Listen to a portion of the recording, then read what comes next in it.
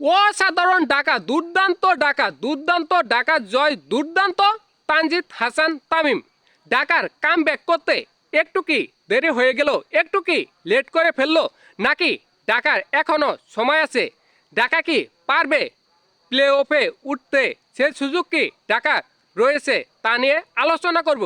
দেখেন, আজকে চিটাগাং প্রথমে ব্যাটিং করে তারা 148 রান করে, তাদের হয়ে সর্বোচ্চ রান করে নাইম ইসলাম 40 বলে 44 রান। অন্যদিকে আজকে মুস্তাফিজুর রহমান অসাধারণ দুর্দান্ত বল করে তিনি 4 ওভারে 18 রান খরচ করে। অন্যদিকে মুসাদ্দেক হোসেন সৈকত তিনি 3 ওভার বল করে 13 রান দেয় এবং 2টি উইকেট তুলে নেয়। এদের জন্যই ঢাকা চিটাগাংকে মাত্র 148 রানে আটকাতে সক্ষম হয়েছে। এ রান ঢাকা করে ফেলবে, এটা সকলেই জানে, সকলের জানা। ঢাকা 6 ওভারে 57 রান করে ফেলে 0 উইকেটে এবং 9 ওভারে করে ফেলে 75 রান 1 উইকেট হারিয়ে। ঢাকা অসাধারণ দুর্দান্ত খেলেছে আজকে, দুর্দান্ত খেলেছে তানজিদ হাসান তামিম।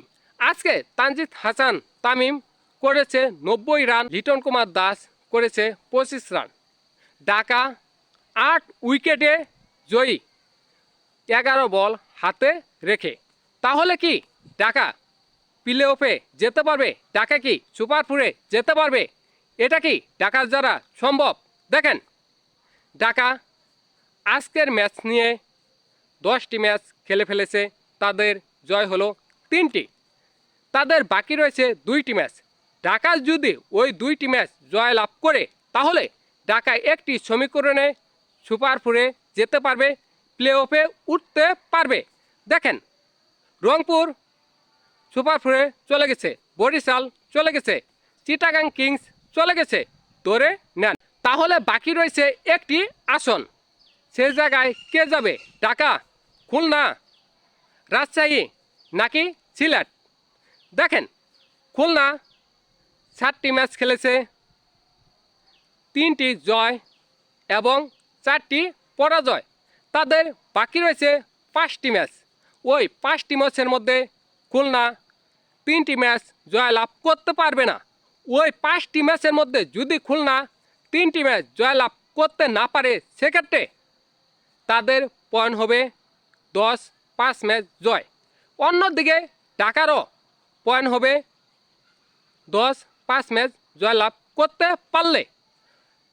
রাজশাহী 9টি ম্যাচ খেলেছে, তাদের বাকি রয়েছে 3টি ম্যাচ। ওই 3টি ম্যাচের মধ্যে রংপুরের সাথে 2টি ম্যাচ, তাই রংপুরের সাথে রাজশাহী তো জিততে পারবে না, এটা নিশ্চিত, তাই রাজশাহী বাদ। সিলেট 8টি ম্যাচ খেলেছে, 2টি জয়লাভ করেছে এবং 6টি পরাজয় বরণ করেছে, তাদের বাকি রয়েছে 4টি ম্যাচ। ওই 4টি ম্যাচের মধ্যে সিলেট যদি একটি ম্যাচ হারে, সেক্ষেত্রে সিলেটের জয় হবে 5টি, পয়েন্ট হবে 10। তাহলে সিলেটের 10 পয়েন্ট হবে, খুলনার 10 পয়েন্ট হবে, ঢাকার 10 পয়েন্ট হবে। সেক্ষেত্রে কাদের রেটিং পয়েন্ট কত? যাদের রেটিং পয়েন্ট ভালো থাকবে তারাই সুপার ফোরে যাবে। যদি ঢাকা ভালোভাবে খেলতে পারে, বাকি 2টি ম্যাচ ভালোভাবে জয়লাভ করতে পারে, তাহলে ধরে নিতে পারেন যে ঢাকা সুপার ফোরে যাবে।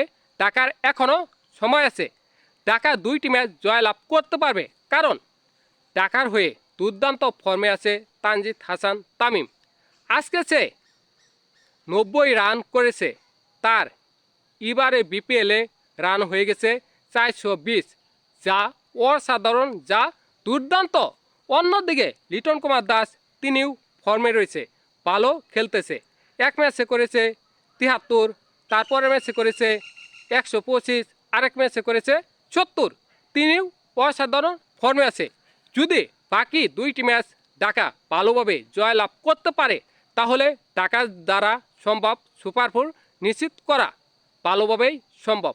আপনি মিলিয়ে দেখতে পারেন।